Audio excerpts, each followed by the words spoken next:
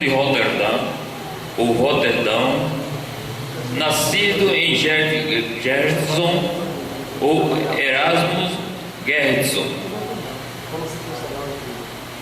em Roterdão, em 28 de outubro de 1466 na Basileia, e morreu em 12 de julho de 1536.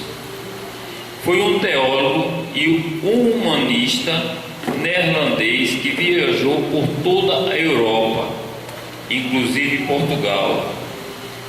Erasmo cursou o seminário com os monges agostinianos, que eram os monges tradicionais da época, que era de Santo Agostinho, e realizou os votos monásticos aos 25 anos, vivendo como tal, sendo um grande crítico da vida monástica e das características que julgava negativas na Igreja Católica.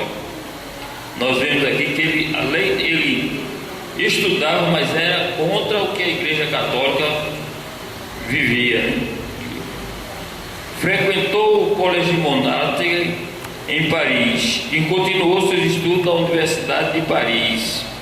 Então, o principal centro das escolásticas, apesar de influência crescente do renascimento da cultura clássica que chegava na Itália, Erasmo optou por uma vida de acadêmico independente de país, independência de laços acadêmicos, de lealdade religiosa e de tudo que pudesse interferir com a sua liberdade intelectual e a sua expressão literária.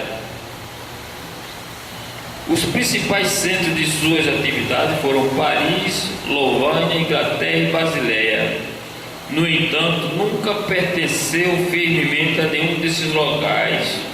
O tempo passado na Inglaterra foi frutífero, tendo feito amizades para a vida com os líderes ingleses, mesmo nos dias tumultuosos do rei Henrique VIII, John Colet, Thomas More, John Fisher, Thomas Linacre e William Ross. Na Universidade de Cambridge, foi professor de teologia de Lady Margaret e teve a opção de passar o resto de sua vida como professor de inglês. Ele esteve no King's College de Cambridge e é possível que tenha sido aluno. Foram-lhe oferecidas várias posições de honra e proveito através do mundo acadêmico, mas ele declinou-se a todas, preferindo a incerteza, tendo, no entanto, receita suficiente da sua atividade literária independente. Entre 1506 e 1509 esteve em Itália, passou ali uma parte do seu tempo na casa editorial de Aldus Manutius, em Veneza. De acordo com suas cartas, ele estava associado com o filósofo natural veneziano Giuliano Camilo. Mas, além deste, ele teve uma associação com acadêmicos italianos menos ativa do que se esperava. A sua residência em Louvain expôs Erasmo a muitas críticas mesquinhas por parte daqueles que eram hostis aos princípios do progresso literário e religioso aos quais ele devotava a sua vida. Ele interpretava esta falta de simpatia como uma perseguição e procurou refúgio em Basileia, onde, sob o abrigo da hospitalidade suíça, pôde expressar-se livremente e estava rodeado de amigos. Foi lá que esteve associado por muitos anos com o grande editor Froben, e onde uma multidão de admiradores de quase todos os cantos da Europa o vieram visitar. Nós vemos aqui que esse cidadão Erasmo, quando ele saiu do país dele, que era a Holanda, e conheceu a Europa, e com as críticas dele contra a igreja, ele começou já a ganhar amigos.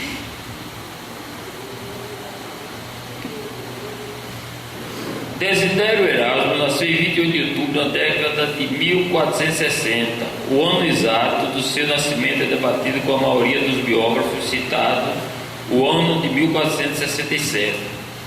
Algumas evidências podem ser encontradas nas próprias palavras de Erasmo, de 23 declarações feitas sobre sua idade.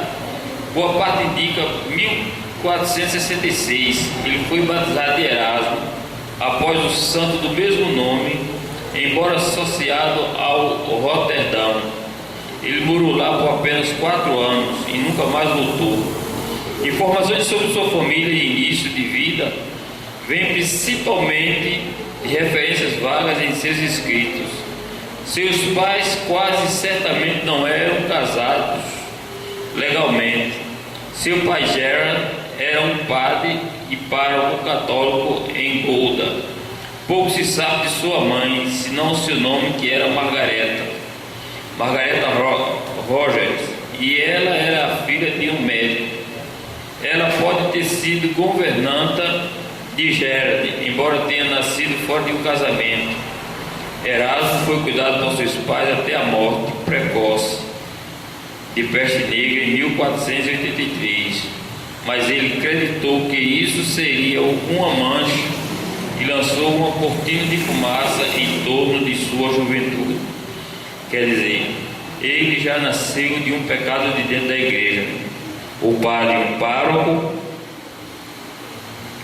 católico, e não se sabe se a mãe dele se era a governanta do padre. Quer dizer, já nasceu de um relacionamento aos quais ele pregava, que era a castidade, e aí já entraram em confusão aqui com as leis deles mesmos, né? O próprio pai dele já foi de encontro às leis que eles apregou, que se eles fazem o voto de castidade, como é que vai ter relações com a mulher? A produtividade literária de Erasmo começou relativamente tarde na sua vida. Apenas quando ele dominou o latim é que começou a escrever sobre grandes temas contemporâneos em literatura e em religião. A sua revolta contra as formas de vida da igreja não resultou tanto de dúvidas quanto a verdade da doutrina tradicional, nem de alguma hostilidade para a organização da igreja. Sentiu antes a necessidade de aplicar os seus conhecimentos na purificação da doutrina e na liberalização das instituições do cristianismo. Quer dizer, ele já está se opondo aos ensinamentos da igreja. Mesmo dentro da igreja, ele queria que pregassem o cristianismo, não o que a igreja queria pregar, a doutrina dela, que era para eles na época era doutrina errônea, como ainda é hoje, né? Diminuiu um pouco, mas ainda é.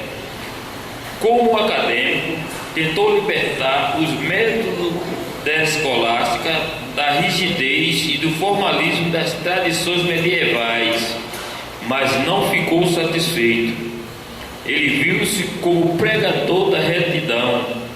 A sua convicção em toda a vida foi que o que era necessário para regenerar a Europa era uma aprendizagem sã, aplicada liberalmente e sem receio pela administração de assuntos públicos da Igreja e do Estado. Esta convicção confere unidade e consistência a uma vida que, de outra forma, pode parecer plena de contradições. Erasmo viu-se livre e distante de qualquer obrigação comprometedora. No entanto, Erasmo foi, num sentido singularmente verdadeiro, o centro do movimento literário do seu tempo. Ele se correspondeu com mais de 500 homens da maior importância no mundo da política e do pensamento, e o seu conselho em vários assuntos era procurado avidamente, se bem que nem sempre seguido. Quer dizer, ele tinha muita influência, muitos amigos, davam muitos conselhos, mas é aquilo, às vezes a pessoa chega na igreja, pede um conselho ao pastor, o pastor dá para a melhora dele, mas ele não segue. Como é que ele vai querer ser abençoado, vai querer que Deus opere. Eu digo, pastor, eu estou passando isso, isso e isso, me dê um conselho, o que é que eu devo fazer? Aí o pastor vai e diga, faça assim, assim, assim, assim. Aí eu não faço nem 50%. Como é que eu vou resolver meus problemas? Vou continuar na mesma. Era isso. Tanto os homens influentes procuravam ele, eles davam os conselhos, mas não seguiam. Por quê?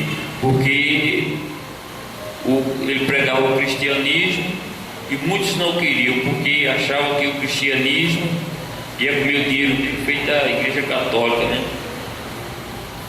Quando da sua estadia em Paris, Erasmo iniciou a examinação sistemática dos manuscritos do Novo Testamento, por forma a preparar uma nova edição e uma tradução para o latim. Essa edição foi publicada por Fabre na Basileia em 1516 e foi a base da maioria dos estudos científicos da Bíblia durante o período da Reforma. Erasmo também escreveu sobre o guerreiro frísio Bergellofsdonia, embora com muito mais críticas do que elogios aos feitos deles, chamando de bruto estúpido que preferia a força à sabedoria. Ele já, nesse período de 1516, ele já começou a levar o Novo Testamento como ensinamento dentro da igreja, para começar a reforma, porque ele achava que o Novo Testamento iria influenciar muito dentro da Igreja Católica, embora contestado, criticado, mas ele estava tentando orientar as pessoas, aqueles colegas dele, os párocos de dentro da igreja, que era para pregar o cristianismo, não viver aquele ritual que a igreja romana queria que vivesse.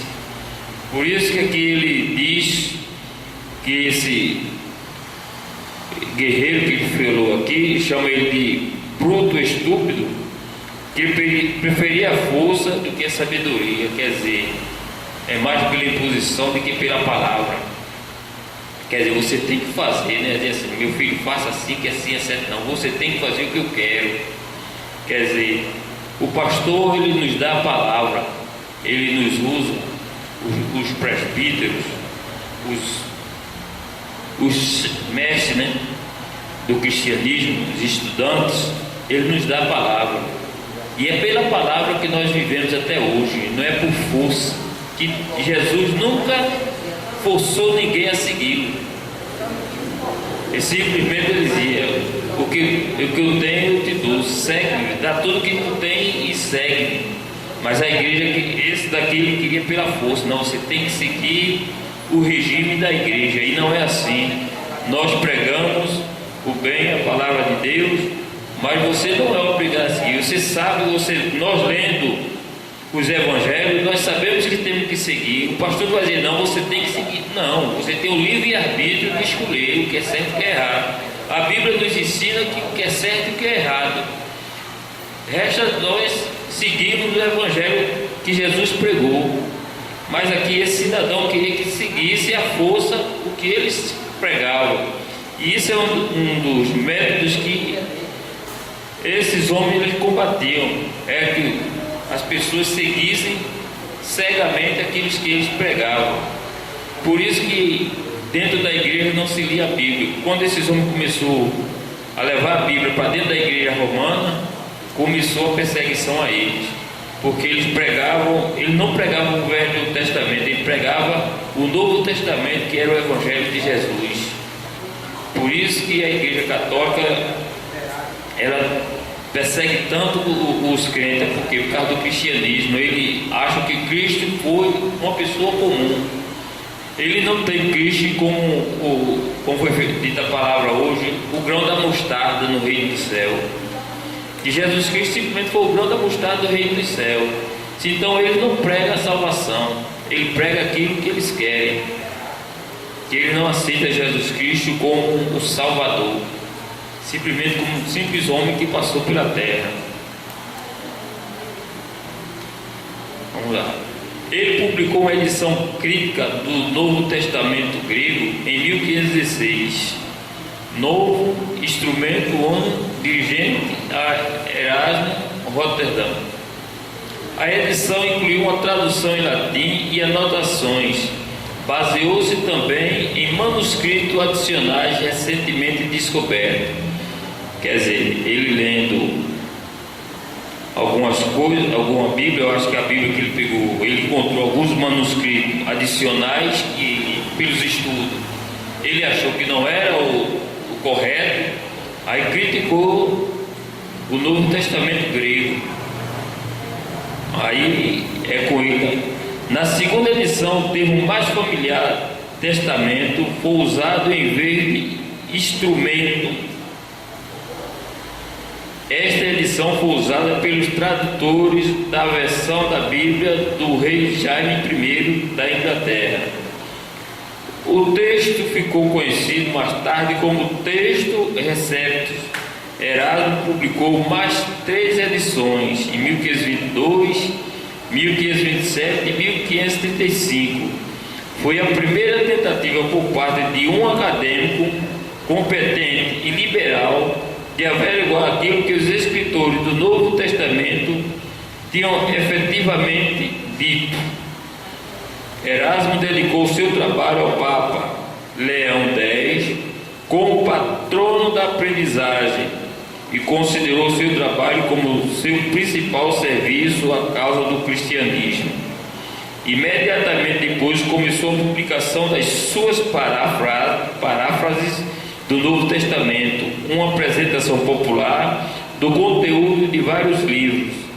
Este, como todos os seus livros, foi publicado em latim, mas as suas obras eram imediatamente traduzidas em outras línguas com o seu encorajamento.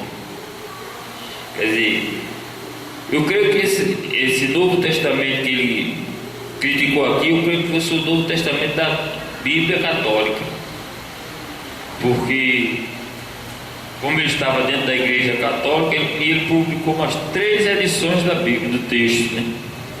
Então ele corrigindo alguns erros que ainda existiam da Bíblia Católica. Vamos ver agora o protestantismo dele. O movimento de Martinho Lutero começou no ano seguinte a publicação do Novo Testamento e foi um teste de caráter de Erasmo. A discussão entre a sociedade europeia e a Igreja Católica Romana tinha se tornado tão aberta que poucos se podiam furtar a um pedido de uma opinião. Erasmo, no auge da sua fama literária, foi inevitavelmente chamado a tomar partido por um dos lados, mas partidarismo era algo de estranho à sua natureza e hábito. Ele, como era um homem independente, vivia dentro do Evangelho, ele não queria tomar parte nem do cristianismo, nem da Igreja Católica. Ele ficou em cima do muro para não arrumar inimizade com nenhuma das duas partes. Ele queria viver independente. Era um desses pregadores independentes que nós vemos ainda por aí. Hoje em dia são mais para aparecer o eu, né? Não é levar o Evangelho a toda criatura, é para aparecer o eu.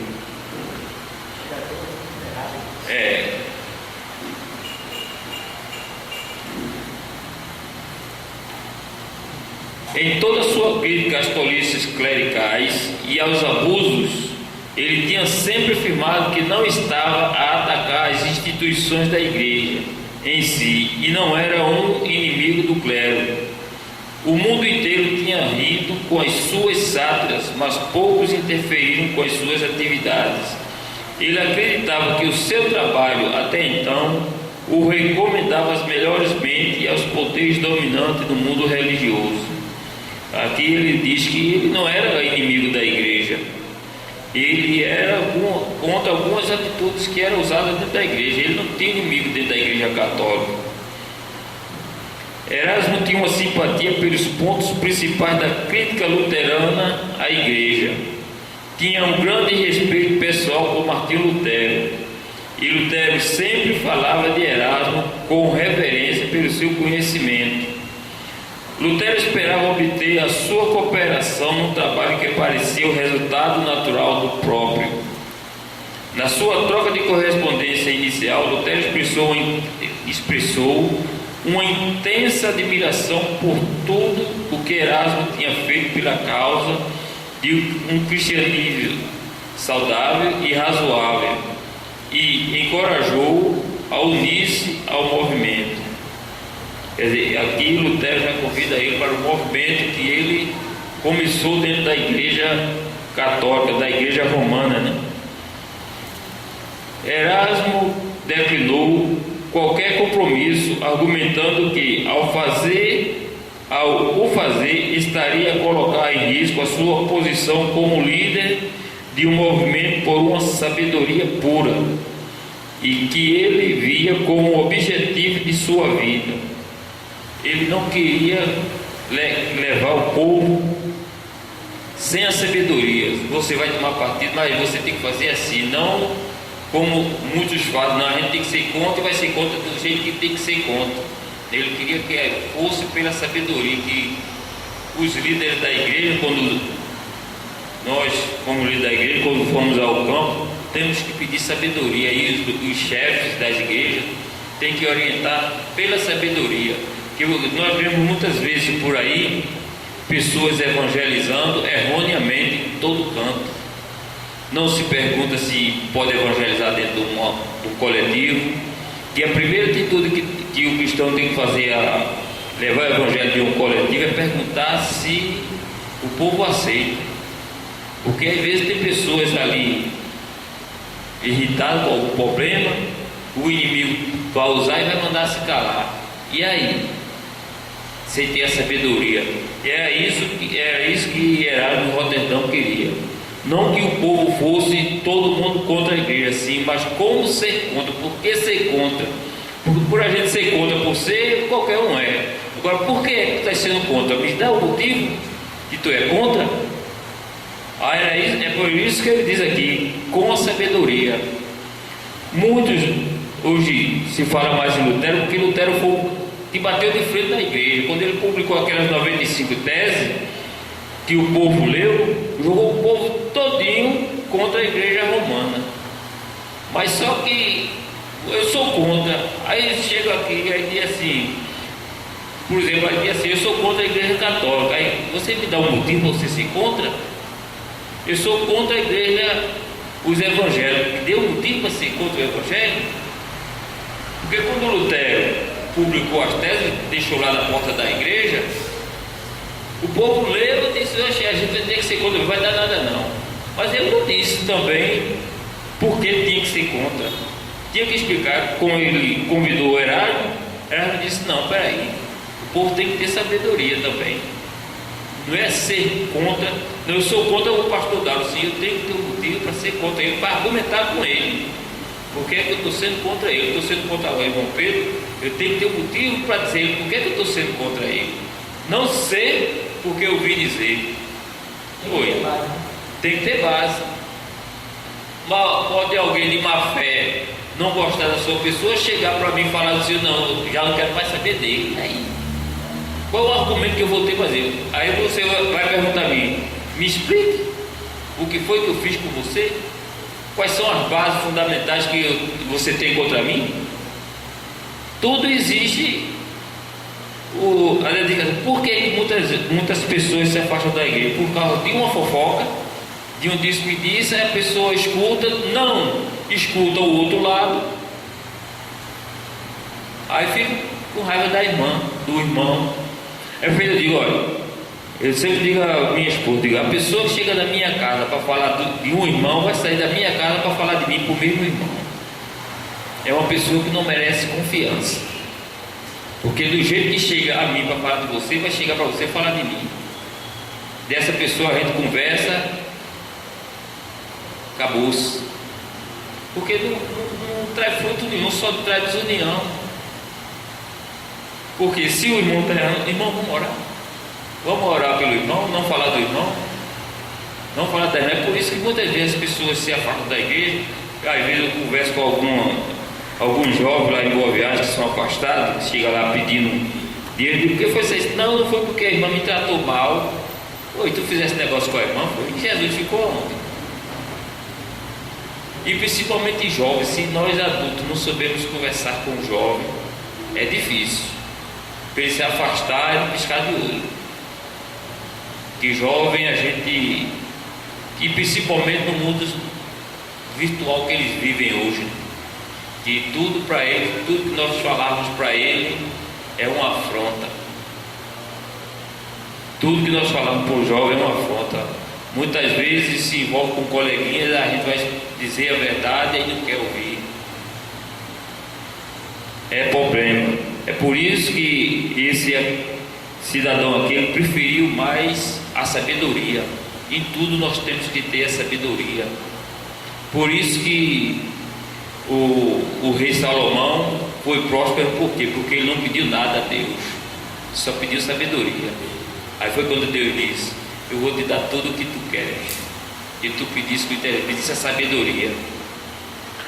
Que em tudo, se nós não tivermos sabedoria, nós quebramos a cara. Quando nós agimos com a emoção e deixarmos a razão, geralmente nós quebramos a cara. Muita gente hoje está dentro do presídio, está no leito do hospital porque agiu com a emoção, não com a razão. E a razão é a chave da sabedoria. Porque nós homens somos falhos, às vezes nós não nos conhecemos. É feito disso. Não existe homem bravo. O homem é de momento. Às vezes tem muitos chorando até hoje. Por que eu fiz isso? Mas é o momento. Às vezes acontece problema, o cara chega em casa com a cabeça quente, querendo comer, pergunta a mulher se a comida está pronta, aí a mulher dá um grito de lá e pronto. Era gota d'água que faltava para eu explodir. Quer dizer, o homem é de momento. Não existe homem bravo. Feito o cara estava dizendo que tinha uma sata, disse o preso dizendo para o soldado: tudo é bravo? Solta teu revólver e vem para aqui para nós dois brigar, para ver se eu não te mato. Tu é bravo com a faca e com o revólver. E tem a força, né? Vamos lá, vamos ao que nos interessa. Apenas como um acadêmico independente, poderia ele aspirar a influenciar a reforma da religião. A obra de Lutero foi a de providenciar uma nova base doutrinal para as tentativas até então dispersas de iniciar uma reforma. Ao reavivar os princípios quase esquecidos da teologia de Agostinho, Lutero tinha fornecido o necessário impulso para o interesse pessoal na religião, o que é a essência da reforma protestante. E Erasmo, no entanto, temia qualquer mudança na doutrina e acreditava que não havia espaço dentro das fórmulas existentes para o tipo de reforma que ele apreciava tanto. Por duas vezes durante o debate, ele entrou no campo da controvérsia doutrinal, uma área que era estranha à sua natureza e práticas prévias. Um dos tópicos com que lidou foi a liberdade da vontade, um ponto crucial no seu livre-arbítrio, ditado salvo colegado, né? Ele analisa com inteligência e bom humor os exageros luteranos sobre as óbvias limitações da liberdade humana. Ele apresenta ambos os lados da discussão de forma imparcial. A sua posição foi de que o homem estava obrigado a pecar, mas que tinha o direito à misericórdia de Deus apenas se ele a procurasse pelos meios que lhe eram oferecidos pela própria igreja. Quer dizer, o homem estava obrigado a pecar, mas que tinha direito à misericórdia de Deus. Mas só que a misericórdia que ele diz aqui que a igreja, eu pensei pelo mesmo que ele era pela própria igreja. Quer dizer, a igreja católica ofereceu o que? A misericórdia de Deus. através do dinheiro, né? A remissão do pecado pela Igreja Católica era a indulgência, que era din-din no cofre, como eles pregavam. Uma moeda no cofre é uma alma fora do purgatório, ao qual o cristianismo não prega isso, né?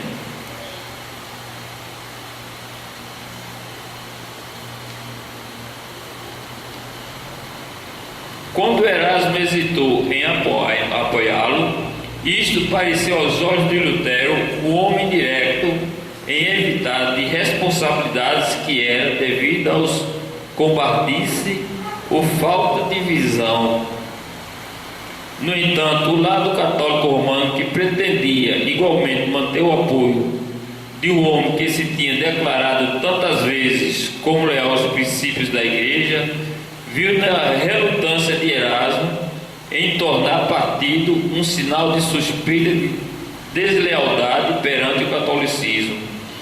A atitude de Erasmo para com a reforma protestante pode, no entanto, ser vista como consistente. Quer dizer, ele era um homem que queria a reforma protestante, mas não pela força como Lutero impôs, né? E muitas vezes nós vimos aqui, quando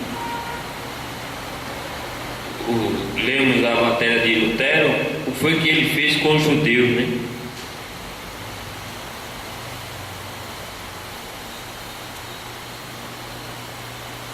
Os males que eles combateu foram os de forma ou foram males de um tipo curável, apenas por uma longa e lenta regeneração na moral e vida espiritual na Europa.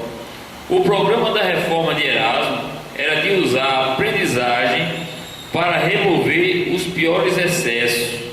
No entanto, falhou em oferecer qualquer método tangível para aplicar os seus princípios ao sistema da igreja existente. Quando Erasmo foi acusado de ter posto o ovo que Lutero julgou, ele admitiu parcialmente a verdade da acusação, mas disse que tinha esperado uma outra espécie de pássaro, completamente diferente. À medida que a opinião pública começa a reagir às opiniões de Lutero, as desordens sociais que Erasmo temia começaram a aparecer. Olha aí onde ele começou. Ele queria sabedoria, mas o que Lutero pregava, começou aqui, as desordens. E muitas vezes o povo não está preparado para reivindicar seus direitos. Pega um líder, entre aspas, que é atrás de interesses e joga o povo de todo jeito. É o que nós vemos muitas vezes em manifestações. Às vezes não são nem o líder que faz manifestação, mas aquelas pessoas que os sindicatos convocam para fazer a baderna. São vândalos que vão para ali só para tumultuar. E aí é que está aqui, quando o povo, sem ter a sabedoria que tanto Erasmo queria, começa a reagir aqui com as teses de Lutero.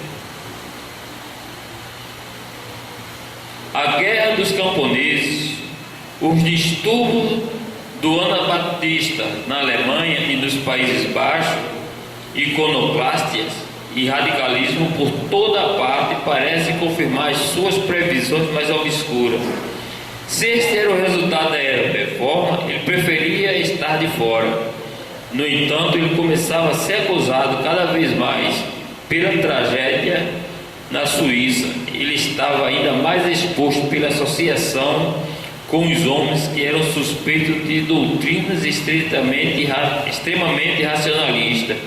Quer dizer, houve muitas revoltas nos campos, aos quais ele temia, e era isso que ele não queria. O que ele queria pregar era o cristianismo, mas com sabedoria, com amor, por ter amor. Quando o povo começou a se revoltar, muitas coisas, sem ter a instrução por que se revoltar, aí foi quando apareceu que ele preferia ficar de fora da reforma, porque não era a reforma que ele queria, não era com força, não era com violência. E quando o povo se reforma, os camponeses se reformam, já sabe, né? É foice, é enxada, é facão, é tudo. Aí a guerra é feia. E era isso que ele temia com a reforma de Lutero. A questão teste era a doutrina dos sacramentos e o cerne da questão e a observância da Eucaristia.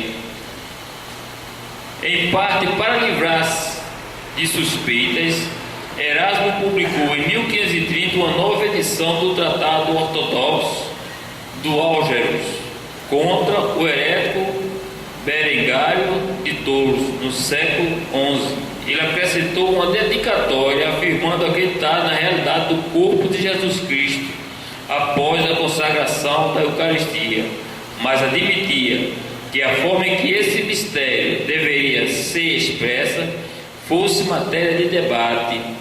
Era-lhe aceitável que a Igreja pregasse a doutrina à maioria dos cristãos e a especulação ficasse mais segura nas mãos dos filósofos. Aqui e acolá, Erasmo aponta o princípio de que o homem pode ter duas opiniões sobre o assunto religioso, uma para si mesmo e seus amigos mais íntimos e outra para o público, aqueles que se opunham aos sacramentos, liderado por Eulampidius da Basileia, estavam, como Erasmo diz, mencionando-o como alguém com ideias semelhantes. Ele nega isso, mas sua negação traiu aquilo que em conversas particulares é tido como uma visão racional de doutrina da Eucaristia, tal como no caso da vontade livre não tinha aqui a aprovação da Igreja. Quer dizer, ele, como era um homem independente, não era preso a nenhuma igreja, mas era um pregador que ele queria que o povo fosse sábio, tivesse sabedoria nas coisas. Ele era muito criticado por não tomar partido de ninguém, nem da igreja romana, nem da igreja protestante. Como ele previu aqui, nós vemos aqui que ele previu o que ia acontecer na reforma de Lutero, que Lutero julgou o povo quando foi publicada as 95 teses, mas não explicou. Botou lá o que estava acontecendo e ele era contra. E o povo cegamente, e eu também sou contra. Eu também sou contra. Por isso que chegou a revolta. Porque se ele dissesse assim, nós somos contra, mas temos que tomar atitudes assim, vamos conversar e fazer assim. Mas deixou lá, saiu nos jornais, o povo lendo os jornais e tomou o partido como quis tomar. E era isso. Por isso que ele diz aqui, também ele fala aqui uma coisa que nos deixa dúvida. O homem pode ter duas opiniões, mas nós que estamos em Cristo Jesus, nós só temos uma. Sabemos que Cristo foi a semente, o grão de mostarda para o reino dos céus. Por isso hoje nós estamos aqui sendo mais uma partícula desse grão de mostarda que é aqui, que ele foi plantado por Deus, e hoje nós estamos aqui. Nós agradecemos também por esses homens ter sido suas vidas sacrificadas para que o Evangelho chegasse até nós, o cristianismo chegasse até nós. Muitos com opinião que, como diz alguns estudiosos, diz que toda unanimidade é boa, porque sempre nós vamos ter opiniões diferentes, entendimentos diferentes, mas uma coisa nós temos certeza, que Cristo morreu por nós, e Ele foi a semente que foi plantada, está lá no céu, o grão de mostarda, que foi plantado, como foi dita a palavra aqui, e hoje nós somos esse grão de mostarda também, levando o Evangelho, que hoje nós temos mais liberdade do que esses homens que deram a vida por nós, e somos muito gratos a Ele, né? Mesmo com as suas discussões, suas ignorâncias, o Evangelho chegou até nós, porque tudo tem que ter um começo. Jesus foi o começo do cristianismo para nós, e nós vamos, enquanto a igreja estiver aqui na terra, não vai deixar de haver perseguição.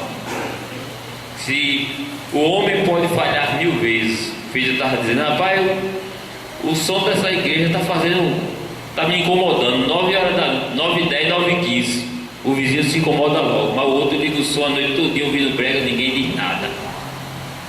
Por quê? Porque o Evangelho de Deus, o Evangelho que nós pregamos, incomoda muita gente, e eles não querem ouvir. Mas vai chegar o dia desses mesmos vizinhos barulhento que estava aqui de lá. Vai chegar e vai encontrar a igreja vazia, vai encontrar só a casa vazia, né? Os crentes foram arrebatados, como aquele o hino bem antigo que tem: onde está aquele povo barulhento, está que não se vê nenhum irmão. Olha, esse hino é antigo, viu? Eu não pressentia nem ter cabelo branco. Olha como já está. Olha que às vezes a mulher faz: rapaz, esse teuzinho de olho, não mexa no meu pendrive, não. Você tem hino do meu tempo que era jovem. Você vai ver do tempo que Oséias de Paulo era do vinho, Otoniel e Osiel, que eram os irmãos gêmeos dele. Só vai ouvir isso, porque eram louvores que às vezes a gente se senta para ouvir, você fica viajando assim no tempo. Como os louvores antigamente eram lindos. Aí ontem eu passei ali na Ibiribeira, na Vida Recife tem o show do Mirabilândia, que hoje para eles é show, né? Quer dizer, se você filmar, você vai ver que é um show. E Cristo não vai para show. Jesus Cristo não frequentava show. Por isso que eu tenho um estudo em casa que diz: por que as igrejas protestantes não tocam música gospel? Gospel é o que o mundo quer, um nome que inventaram para se ganhar dinheiro. Porque ele diz assim: vai ter um louvorzão em tal clube, em tal igreja vai ter um louvorzão, não é show. Aí pregador fulano e tal, é tudo rock. Parece que desse show que vai ter no Mirabilândia, parece melhor. A única que vai louvar um pouquinho é essa que fez, que tá bom até na novela da Globo, né? Porque eu estava olhando, ficava tudo pintado de camiseta, barbudo, cabeludo, de brinco, ui, é show. Pra mim isso aí é sinagoga de Satanás. Aí muitos se iludem, dizem: não, mas é de crente, crente até o inimigo, eles também são crentes. Eles também são crentes. E nós somos protestantes, não já diz tudo, nós somos contra.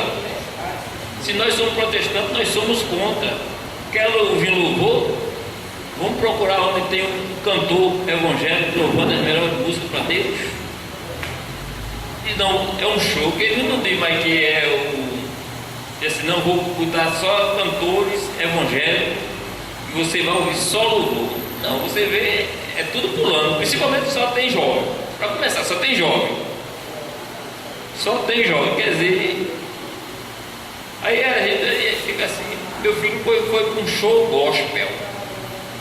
Mas a igreja protestante não toca música gospel, toca louvor, e os melhores louvores estão aqui. Louvores inspirados por Deus. Se nós soubéssemos o quanto é importante isso aqui, eu tenho nesse meu pendrive, tem uns 120 hinos, tudo da harpa. Tem cantado, tem solado, tem da harpa, tem de todo tipo. Porque você está ali dentro do trânsito, viajando no trânsito do jogo que hoje em dia, você bota o louvor da harpa cristão, bota o sonzinho no ouvido, a viagem passa que a gente nem percebe. Às vezes eu dou um cochilo ouvindo os hinos, quando eu penso já cheguei com a viagem. A viagem de 1h10, no instante chega. Só ouvindo o louvor. Ainda bem que tu está dirigindo. Ainda bem que eu não estou dirigindo. Porque se tivesse dirigindo tinha que ser o som alto para não dormir. Mas é assim. Mas o povo hoje em dia prefere esses louvores que os homens fizeram para ganhar dinheiro. E o show desse é caro. Ninguém diz assim: não, não, tem o pastor Eliezer Rosas, vamos ouvir. Tem o Vitorino Silva, vamos lá ouvir. Ninguém vai, o jovem, principalmente o jovem, não vai. Porque são louvores totalmente inspirados por Deus. Que esses homens se dedicavam à vida só dentro da igreja.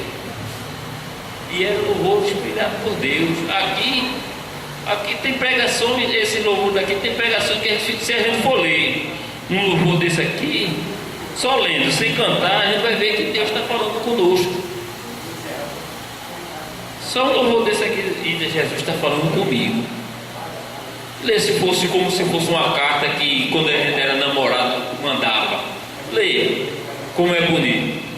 Mas hoje em dia o pessoal prefere mais músicas que se movimentam o corpo. É por isso que às vezes eu disse uma vez para cá, então, se todo mundo, dirigente, lesse esse estudo aqui, e eu conversar com as dirigentes de grupo de louvor para pensar 2 vezes na escolha dos hinos, não deixar louvar qualquer hino, porque hoje em dia principalmente jovem quer louvar hino que balance o corpo, que se movimente, e Deus não quer isso, Ele quer sinceridade. E que Deus continue nos abençoando, irmão. Para a semana nós terminamos que o pastor Dauro tem já outra matéria nova para nos dar daqui para o final do mês, e daqui para o final do ano, o caso, como se diz, né, o bicho vai pegar, né? Porque não vai ser só eu e ele aqui não, vai ser todo mundo aqui. Quando ele começar a parte de pregação, feito ele fez lá em cima. Mas pastor, o menino fez assim, mas pastor, como é que eu vou convencer o senhor a aceitar o evangelho? Fazia uma pergunta, o pastor fazia 2. Mas é assim, porque a gente não vai encontrar pastor de evangelho que sabe muito da Bíblia lá fora? Ele vai pedir nossos argumentos. Que Deus continue nos abençoando.